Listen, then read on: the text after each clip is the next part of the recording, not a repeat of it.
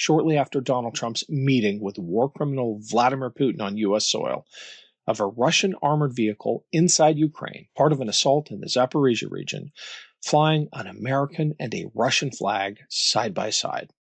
Last Friday, we reported on Trump's humiliation in Alaska and Putin's massive propaganda win there. I talked about how the Russian media is now calling Trump and America a Russian ally. But I never thought I'd see an American flag on a Russian assault vehicle in a war zone, an area of Ukraine I've been to, by the way. Today, President Zelensky visited the White House in an attempt to undo some of the catastrophic damage that Trump has inflicted on Ukraine. I hope there is a positive outcome, but I place no faith at all in Trump to do the right thing. He is obsessed with the great power theory of diplomacy, in which he and other strongmen can just carve up the world into spheres of influence. Trust me, Ukraine will not let that happen, even if they have to fight on alone with kitchen knives. I spoke with Adam Kinzinger about this. He's one of the few Republicans who has stood firm with Ukraine, and he understands Ukraine and Russia in ways that most of his former colleagues do not. He also sees clearly just how weak, how beta, in his words, our president truly is. In part one of my conversation with Adam last week, we talked about the massive propaganda win for Putin that the meeting in Alaska would deliver. We were right on every count. In part two, we talk about what Putin and Trump get wrong about Ukraine and how the Republican Party has completely emasculated itself by bowing to a man like Donald Trump. Here's our conversation. And it goes back to schoolyard politics. How do you deal with the bully? You don't keep indulging them, you stand up to them. And look, it's one of my biggest gripes against the Biden administration. They PowerPointed their way through the defense of Ukraine when they should have, I'm making this up on the spot, but they should have Churchilled their way through it, right? Sometimes you just have to make a moral decision and say, this is right, this is wrong, and we're going to stand on the side of right. Can you talk a little bit about the Ukrainian people? Because the other thing that the whole great power approach gets wrong is the agency of the Ukrainians. They're not going to let the Russians, much less the U.S., dictate what happens to their occupied territories. Yeah, that's correct. I mean, look, back when I got one of the very first intel briefings, I was still in Congress when, basically they knew that Russia was going to attack. And one of the things the CIA and stuff was saying, they thought Ukraine would collapse in a week or two, but they said, look, the Ukrainian people will engage in basic guerrilla warfare. And we were, as a nation, going to transition to supplying this guerrilla warfare effort. Maybe it took a decade to do it. Now, obviously, that didn't come to fruition. But what that shows is that at least we vaguely understood the will of the Ukrainian people, which is, look, they don't see themselves as Russian.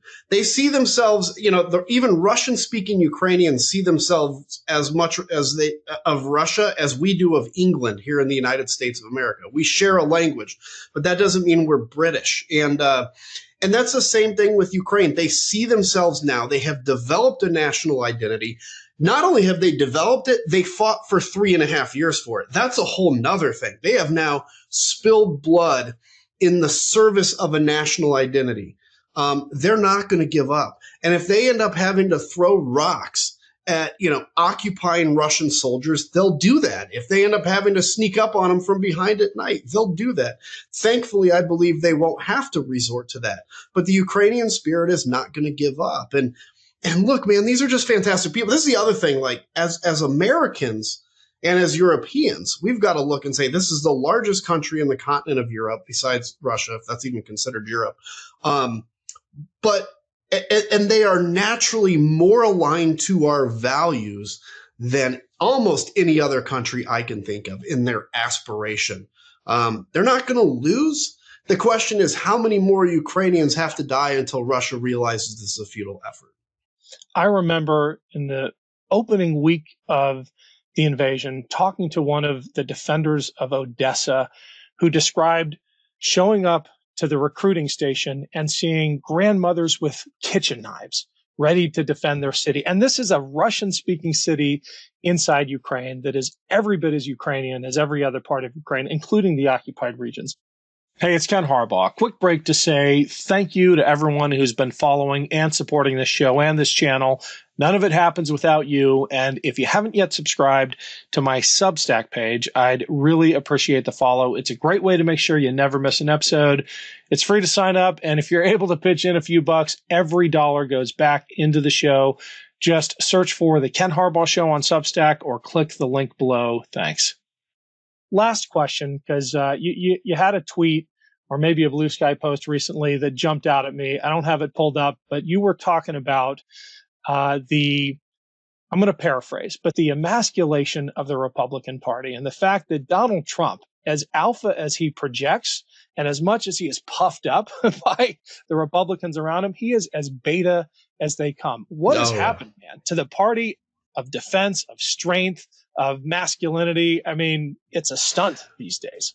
It is. I mean, look, I think the definition of masculinity has been perverted. Part of it is the fault of men because we did not defend masculinity for the last 15 years. We allowed some to call masculinity toxic, which I think created an environment that is what we're seeing today, where so many young men are going for this Andrew Tate thing because they see that as the only definition of masculinity.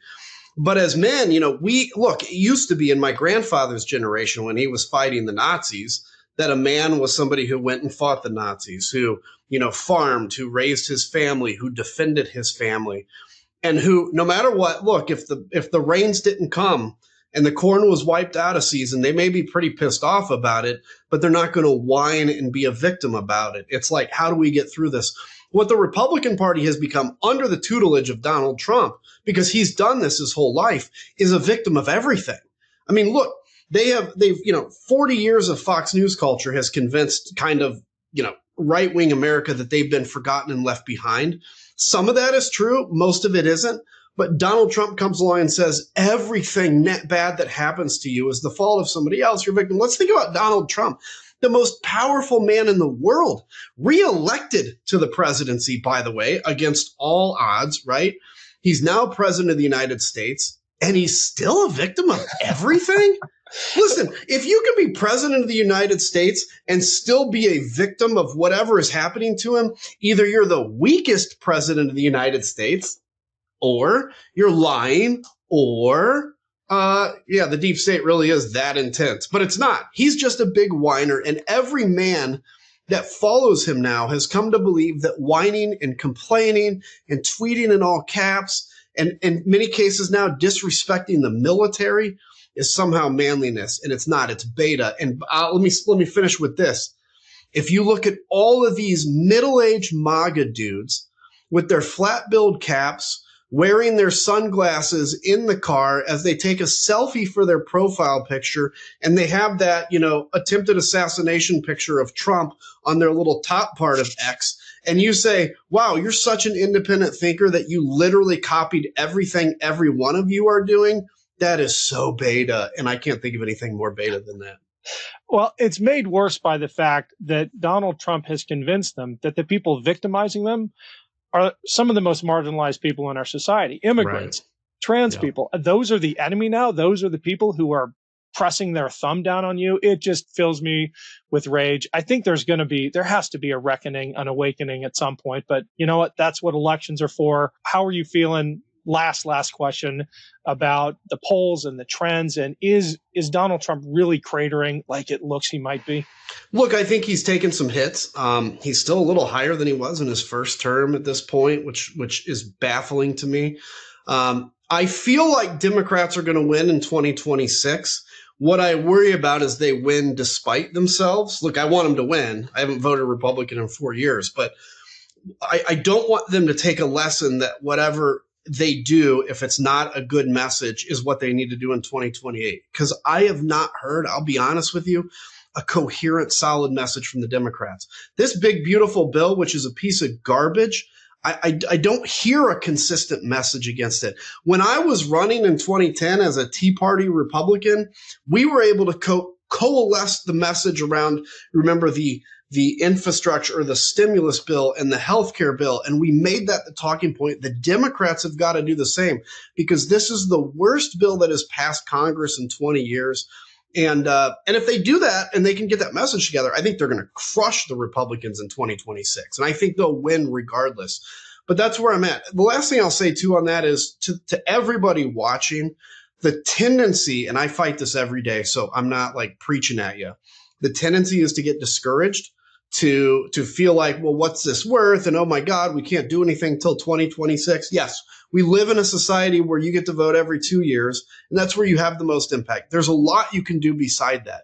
But beyond that is the most important fight you can take right now is to keep your energy up and keep your enthusiasm up, and to appreciate the fact that you're in an alliance with people that you probably never would have been in an alliance with before in any other case, because we're in an alliance to defend democracy. And because if you get disheartened and quit, they win because they get energized by this crap. They love what's going on every day. We get exhausted by it. So just keep your head up, keep energized, take a break if you need. Great note to end on, Adam. Thanks so much. We'll check in again soon. You bet. Take care, buddy. New Midas merch drop. Check out the latest pro-democracy sticker packs, t-shirts, hats, sweatshirts, and more. All at store.midastouch.com.